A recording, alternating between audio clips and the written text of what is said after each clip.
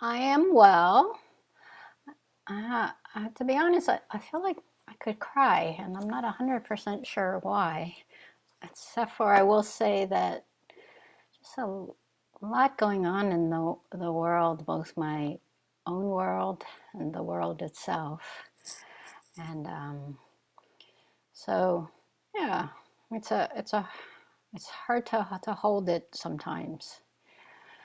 Um, so here's something from the Dharma that helps. This is from Katagiri Roshi. From You Have to Say Something, Manifesting Zen Insight. The section is called Inconceivable Cosmic Life. A student sent me a letter that told the story of a Chinese nettle tree in Hiroshima, in an area called Motomachi. The tree was struck by a blast of the atomic bomb that was dropped on Hiroshima in 1945. It had no branches or leaves, but at the beginning of May 1985, it began to put out buds. A sign in front of the tree reads, "The atomic bomb turned even this Chinese nettle tree into an ugly thing. It has continued to survive until today. The poor little tree has known the strength and value of life. We who live in Motomachi have a duty to protect this tree." And it's by the Motomachi Primary School Children Association. Over the years, the children of this school carefully protected this tree. In 1982, an old tree surgeon named Yamano heard about the tree. He was known for having previously revived nearly 900-old and famous trees. And it was said that he could tell if a tree was still alive just by feeling it. According to Yamano, trees know the hearts of people. He also says that trees will keep on living if they are allowed. The nettle's only remaining root was the main one at its center. All the surrounding roots had withered away. But as soon as Yamano touched the tree, he knew he could revive it. He dug deep around the central root, injected a nutritional solution, and filled in new earth. He told everyone that the tree would put out new buds without fail. Then he left. As he promised, the tree put out buds. Took 3 more years, right? Didn't bud until 1985, and he visited in 1982. The life of this tree is inconceivable. But it's not just this tree whose life is inconceivable. Humans, rocks, birds, air, sea lions, babies or not, and all beings have the same universal cosmic life. When we see a tree with just our physical eyes, we make judgments about it and speculate on the nature of its life or its death. Like so, we make judgments about everything. Rocks, birds, other people, and so on, based on our notions of what is alive and what is dead. But we ignore the great, vast, and inconceivable life that is behind our ideas of life and death. From this perspective, the life and death we commonly distinguish are not different. Even though we may call something dead, this is not real death, capital R for real. There's actually life there. The Chinese nettle gives us a good example. For 40 years, it was a dead tree, and then it bloomed. Instead of being tossed about by our speculation about life and death, we have to take responsibility for our capacity to see inconceivable life.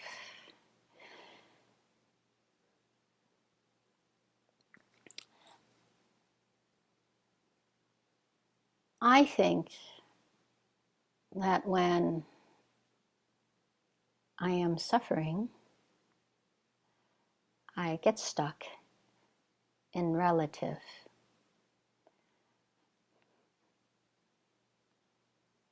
By the way, I really love definition, and relative means like kinship, and it comes from the root. Let's see, I put it down here. From the root, here it is. I think it's Old French. Come on, open up. Considered in relation or in proportion to something else. That's the adjective you most use. It's interesting. In grammar, denoting a pronoun, determiner, or adverb that refers to an express or implied antecedent and attaches a subordinate clause to it. For example, which and who. A person connected by blood or marriage, noun. Right? So similar relation, members of one family, kin, you could say. And from the Old French, Middle English, Old French, and then Latin relativus, meaning having reference or relation. So that's relative. So when we are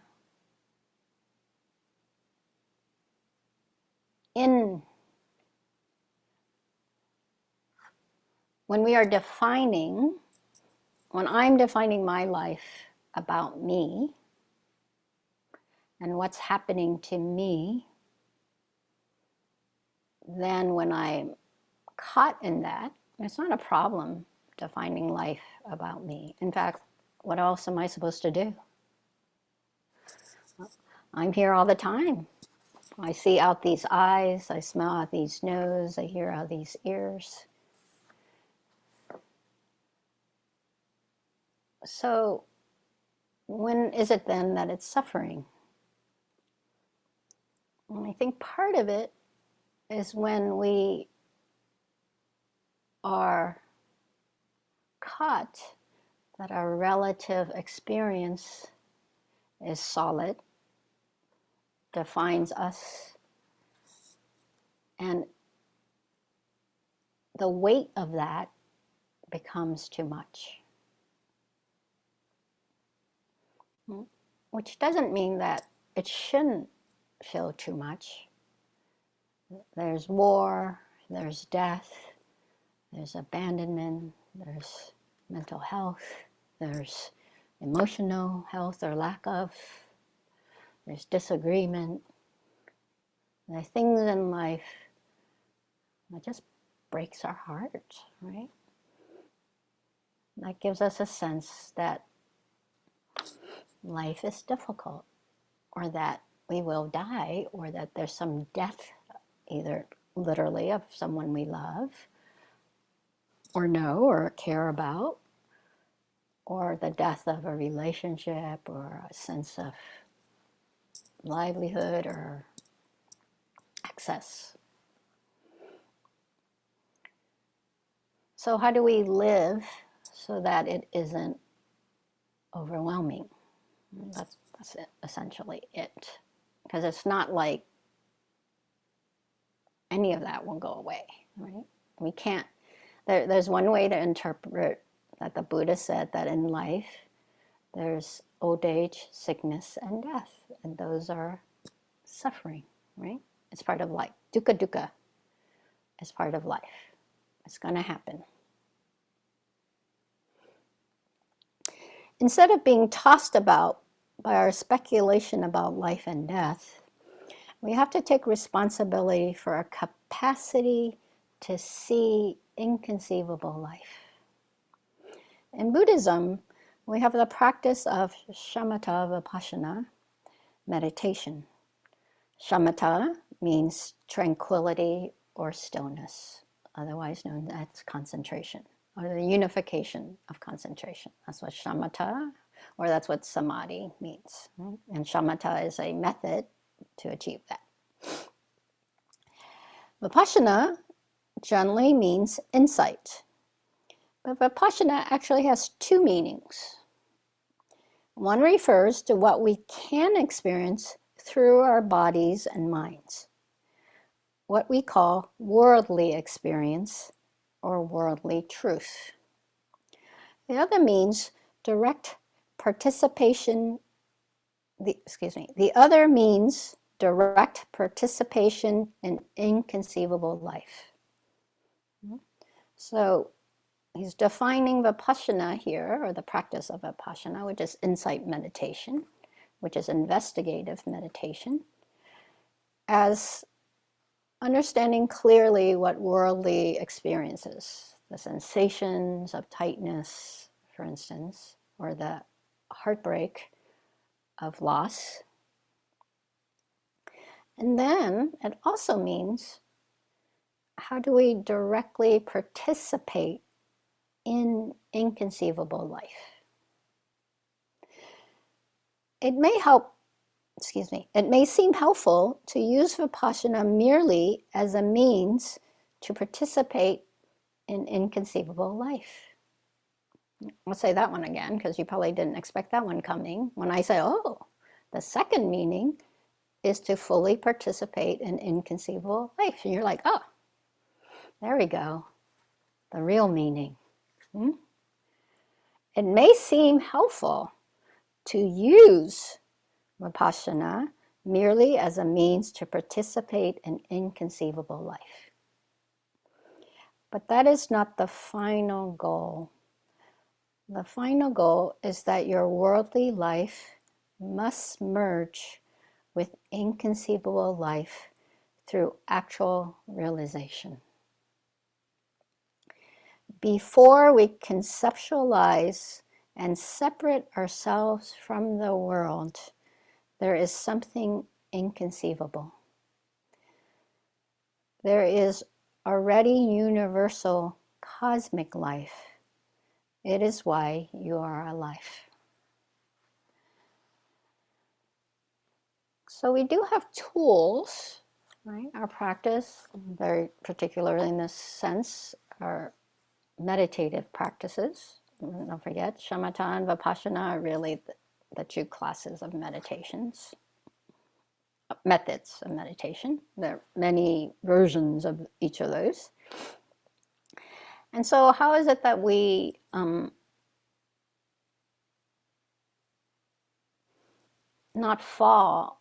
get stuck in relative, and also not get stuck in absolute? And as I told you at the beginning of the meditation, in Zazen, you're in the absolute. I sometimes said that in Zen, we just talk about the absolute. And for me, it's when we say that on a certain level, what we're really saying is the relative absolute, right? The absolute that you can understand. Because the absolute that you can't put words to or conceptualize, that's inconceivable. And yet we're always looking to conceive, like to birth an idea. And it's not a problem if we remember that that's what we're doing. Because we are trying to make sense of life. We're trying to make sense of the suffering. We're trying to find the balance. We're trying to find the harmony. All that are tools to be present. And then at some point, we have to let the tools go. Or better yet, we put the tools down. right? You don't have to let go, like, get away from me, right? Tools have their purpose, and this is why I teach you tools, for sure, and how to use them. And then you have to learn how to use them yourself.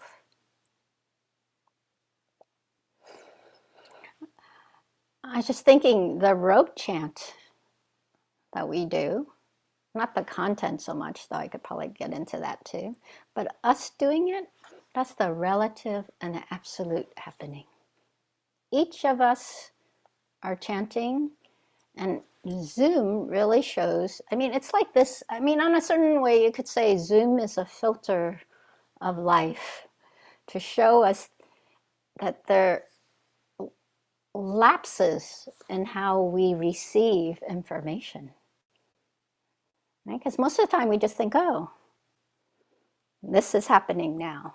This is my life. This is happening now. When really it's like many moments, right? And between me seeing and me evaluating, many moments have happened. So Zoom, and we chant that discordant, when we're relative about it, then we say discordant. And maybe some of you, secretly mute so you cannot hear anything. Is there a way to do that, right? You can't hear anything if you mute completely, right? I don't know because I always leave it, right? Or you mute so nobody can hear you, because that's a relative, that's a relative too. Ooh, I will sound badly. Or, ooh, they sound awful. Ooh, I'm not going to participate. Ooh, I'm going to lead the way, right? All that is akin to me. By the way, that's not a problem if we remember that when we cling to that, we keep ourselves away from life. If you go, oh, I'm just really tired today, and I'm caretaking myself, so I'm not going to chant, then that's a version of the relative. It's still relative, but it's a relative that's, at least I think, skillful, or towards the intention. Now, it's the absolute, we think, that makes it that my judgment is correct. There is a good pitch. In fact, to be perfectly honest, when we were chanting, I was like, I started too low, they're all getting lower, I'm the Kokyo, I'm supposed to. So I actually raised it a pitch. I don't know if anyone heard that. And that's where we live, where we discern, we make judgment, and it's useful. Or where does it become suffering is when I start to go, God damn them, how many times do I have to do this? Or, whatever, right? Some kind of thing where it's either painful for me or I make it painful for you. One way. So at what point, though, is it also an absolute in that we're just all just doing our best? Right? So in a way, to me, the absolute is also, this is the relative absolute. And we can remember, oh yeah, right? It doesn't matter that we're discordant. The intention is really that we all get to make this vow, whether we understand it or not, whether we're doing it right or wrong or not. And then the absolute that's inconceivable. Of course, if I speak it, I'm already wrong. That's what Zen people mean when we say, oh, open this mouth, it's already wrong, right? Because then I already make it a concept. But there is an absolute here. And in a way, we have to live with the relative absolute, absolute that we can understand, right? That we can relate to. Let me see, what is the definition of absolute? Not qualified or diminished in any way. Total. Similar, complete, total, utter, entire, perfect, pure. Oh, I like this one, and some of you would like it too. Decided. Absolute is decided. Isn't that true? Sometimes I get stuck in doubt and trying to make a decision. And then when you're committed, that's an absolute. I'm committed to this concept or this aspiration. This is a moment of relative absolute. I just made up relative absolute, by the way. See if it's working. When we settle, when we're accountable, when we're responsible for this moment, this concept I'm having, and where I'm going to take it, and how I interact with myself or with others, that moment is a absolute moment. It's decided. It's whole. It's complete.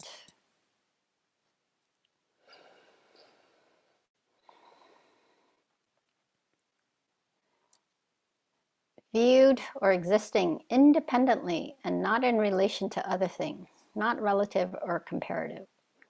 Universal, fixed, independent, non-relative, non-variable. Of course, technically in Buddhism, there's nothing that's independent. So sometimes they will say that space is not dependent. And cosmic life is independent. And really, if we're saying independent, we mean that it isn't dependent upon another to validate it. When you've made a decision, you don't need validation. Like if the decision is like, this is it, not a wishy one that you need validation.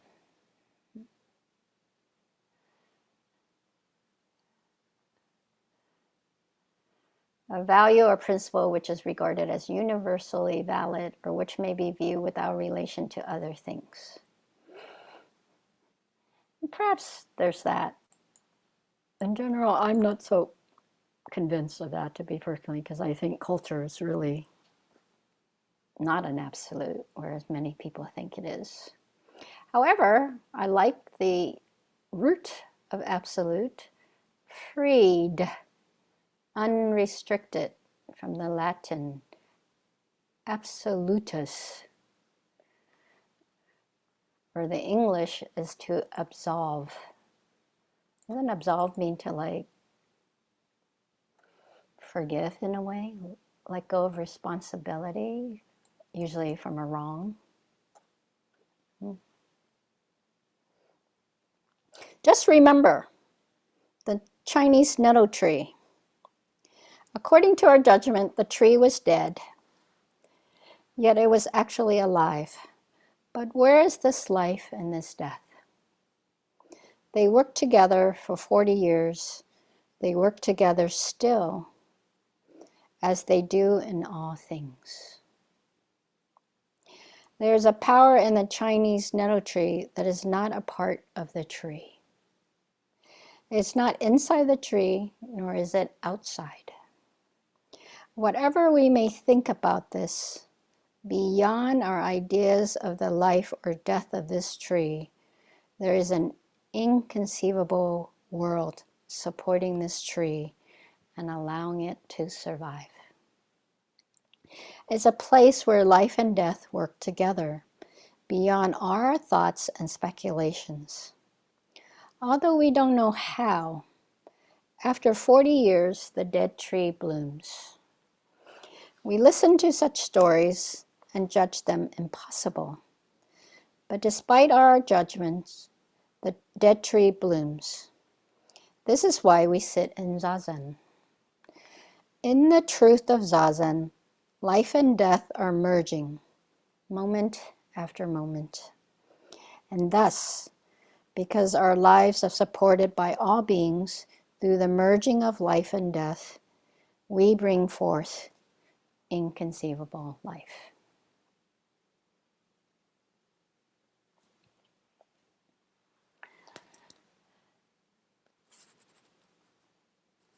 Another way to understand the absolute, which is relative absolute is that we see it in a bigger picture, right? I mean, the thing about the pandemic is that we could see, oh, we're all, it's affecting us all, right? It's interesting. I was noticing that for myself, a little bit less because I'm not interacting with people so much, but it seems like a lot of, I'm talking in groups now that people are very active in the world, and myself too, some of course, is that this is when people are kind of distressed more about the pandemic or the transition, right? Transitions, I think, are really hard because there's a sense of not knowing what to expect. How do I relate to this now? How do I relate to you now? Right? What if I said next week, okay, we're all going to meet in person? I bet some of you are going, oh, I'm not ready, I don't think. Or, oh my God, okay, I better get a haircut or, whatever, right? Some things so they can figure out how am I going to relate to these people?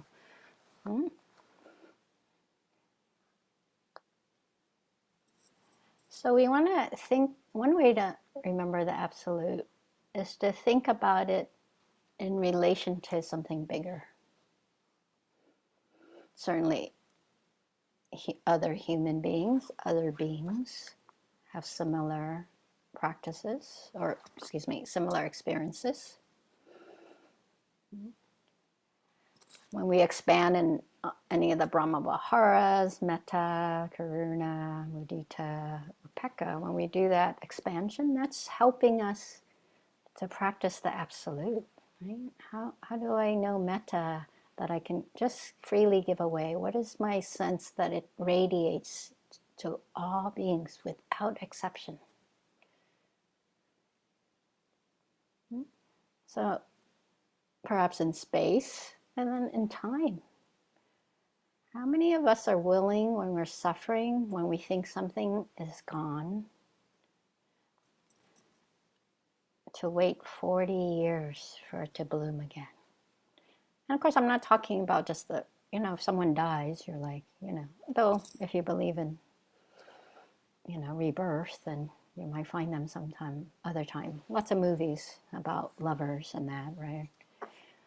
Maybe they're practicing absolute there. I don't think so, but I'll just give it to them for now. But what if we say, oh, this grief, what would this grief be like 40 years from now?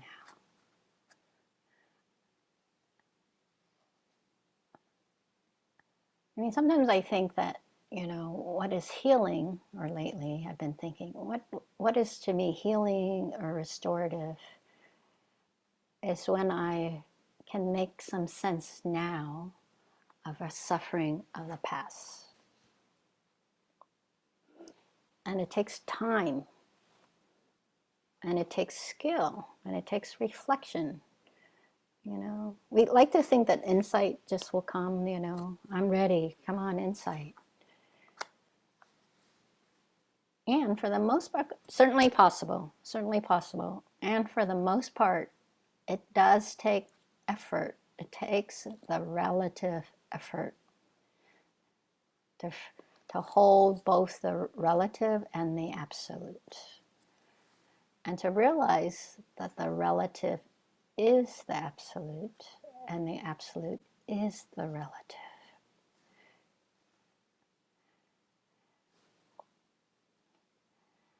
And many of you have heard that I often say that, to me, suffering is when we're stuck, here's the relative, here's the absolute, right? And we're stuck here. When I'm feeling really stuck in my own suffering, I forget that it's part of a bigger suffering, like systems will give you the bigger, right?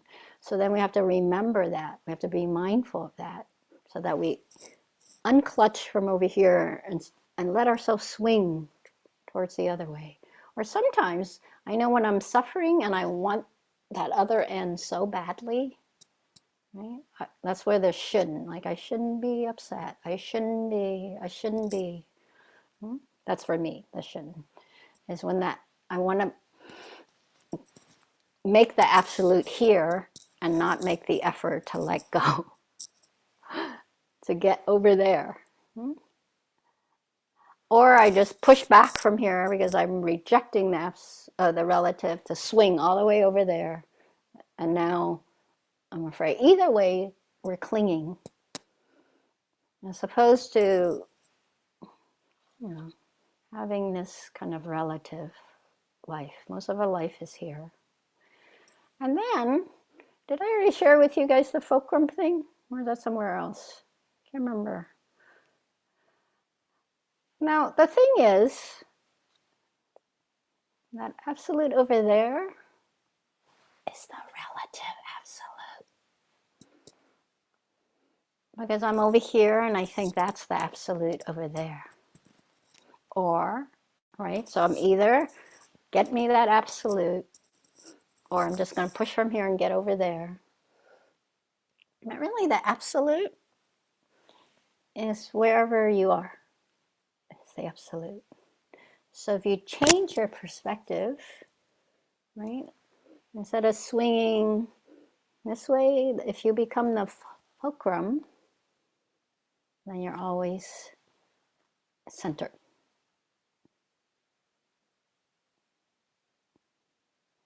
So perhaps, really,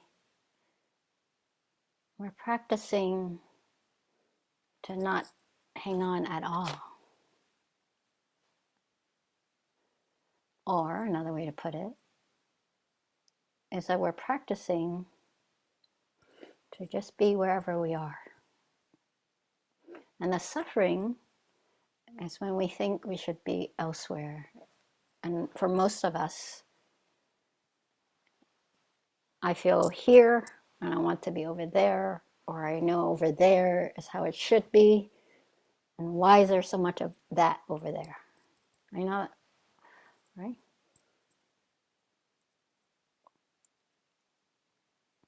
So, are we willing to allow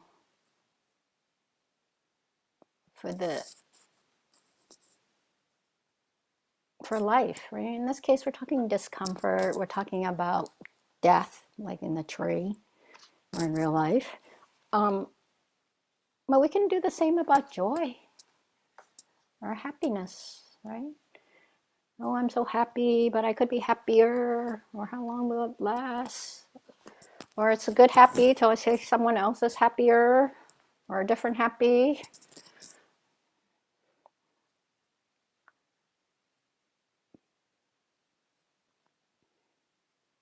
Of course,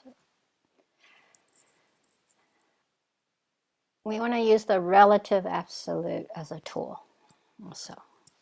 It's really helpful. I mean, honestly, I go to Zen books to get the absolute and to remind me that there's a real absolute, or there's a inconceivable absolute that I do know.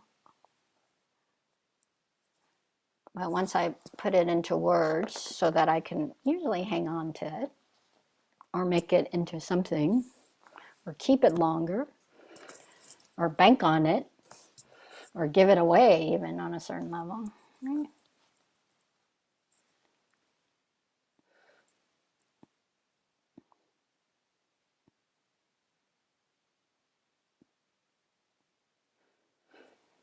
So in some ways, this is why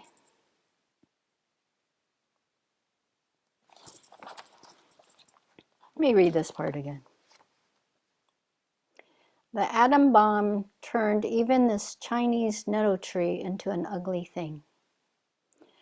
It has continued to survive until today. The poor little tree has known the strength and value of life. We who live in Motomachi have a duty to protect this tree.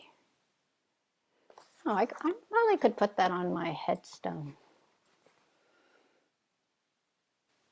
This little tree, right?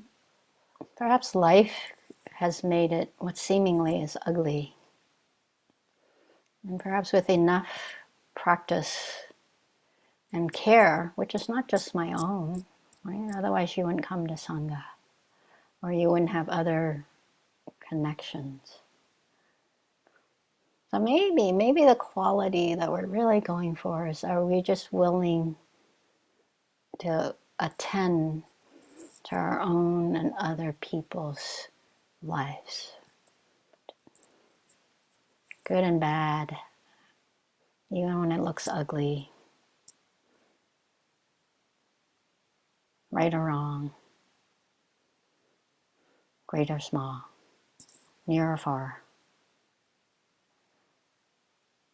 Maybe we're just willing to be the steward to protect life. Okay, thank you very much.